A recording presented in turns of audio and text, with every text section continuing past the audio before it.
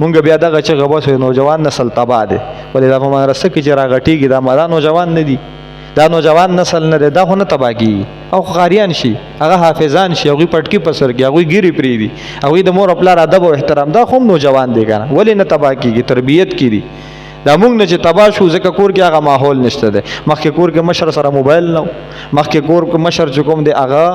دا ټي وي او دا شیزونه ورسره نه نو ماشوم ته کور داسې و لکه مدرسه نو کم از کم که قاعده یې نه زده کوله قرآن یې نه زده کو نو ډرامه هم ورته نه میلاوېده فلم هم ورته نه میلاوېده ګانه هم ورته نه میلاوېده دا نور اشیا هم ورته نه میلاوېدل اوس چې ماشوم په کور کې نو هغه سره دا شي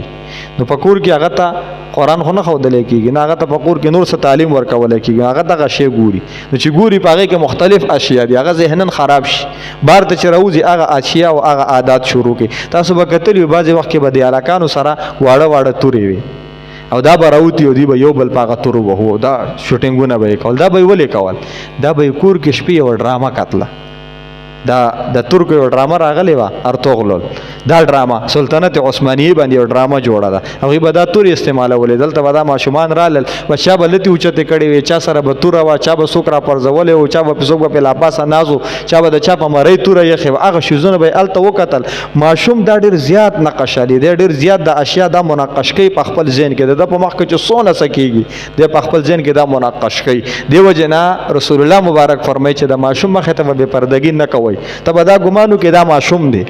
خو د کمپیوټر د هر څه راوالي کله چې دی غټ شي دته ستا یو حرکت بیا رایاد شي چې هغه ځای کې مې بابا دا چل کو هلته یې پرتوک بدله هلته یې کمیس ایستی و هلته بربنډ و هلته یې بربنډ لمبل دا ټول عادات او حرکات د هغه په ذهن کې دا محفوظ وي چې کله غټ شي بس ډایرک هغه کمپیوټر او مبریکاټ هغه اشیا راوالي بس په هغې باندې بیا ځکه هغه وخت کې د هر څه لیدلي محفوظ کړي دي هوښیارتوب نه و ته دا پته نه وه چې دا کار یې ټیک نه و زما بابا به دا کار غلط کو او چې کله غټ شو نو د ښه او د بدې پته ورته ولګېده نو اوس چې هغه شیزونه ذهن کې راغلي نو ستا متعلق یې ګنده ذهن جوړېږي رسول الله مبارک فرمایي د هغه په مخ کې به داسې عادات او حرکات بالکل سنجیده به اوسېږي الله دې موږ ته په دې باندې عمل کولو توفیق نصیب کړي الله زموږ سره ټول ګناهونه موږ ته معاف کړي دنیا او د آخرت خیرونه الله موږ ته نصیب کړي او چې څونه مردګان زموږ مشران کشران په دې حاضره مجمع کې چا وفات شوي په قبرونو کې الله د ټولو مغفرت وکړي دا کوم موږ احادیث وایو اورو دا زموږ د مشرانو دپاره صدقه جاریه وګرځولی کړي د چا څه قسمه شرعي حاجات وي الله د ټولو حاجتونه پوره کړي الله د چا په زړه کې څه قسمه شرعي مراد وي الله د ټولو مرادونه پوره کړي